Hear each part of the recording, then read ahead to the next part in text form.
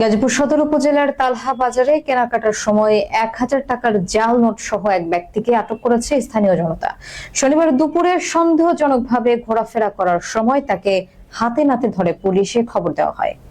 বিস্তারিত দেখুন মোহাম্মদ মহিনুদ্দিনের তথ্যচিত্রে। গাজীপুর সদর উপজেলার তালহা বাজারে জাল নোট চক্রের এক সদস্যকে আটক করা হয়েছে। শনিবার স্থানীয় বাজারে কেনাকাটা করার সময় এক ব্যক্তির আচরণে সন্দেহ হলে স্থানীয় ব্যবসায়ীরা তাকে চ্যালেঞ্জ করেন। তল্লাশি চালিয়ে তার কাছ থেকে ১,০০০ টাকার একটি জাল নোট উদ্ধার করা হয়। এ সময় বাজারের উৎসুক জনতা তাকে ঘিরে ধরে জিজ্ঞাসাবাদ শুরু করলে এলাকায় ব্যাপক চাঞ্চল্যের সৃষ্টি হয়। ব্যবসায়ীদের অভিযোগ, আসন্ন ঈদকে সামনে রেখে একটি চক্র বাজারে জাল নোট ছড়িয়ে দেওয়ার চেষ্টা করছে। বিষয়টি তাৎক্ষণিকভাবে স্থানীয় পুলিশ ফাঁড়ি ও সংশ্লিষ্ট আইন শৃঙ্খলা বাহিনীকে অবহিত করা হয়েছে। স্থানীয়রা জানান, জালিয়াতি চক্রের মূল হোতাদের আইনের আওতায় আনতে বাজারগুলোকে নজরদারি বাড়ানো প্রয়োজন। বর্তমানে ওই ব্যক্তিকে পুলিশের কাছে হস্তান্তর করার প্রক্রিয়া চলছে।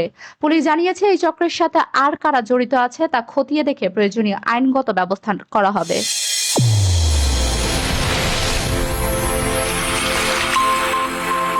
চ্যানেল A1 হৃদয়ের স্পন্দন।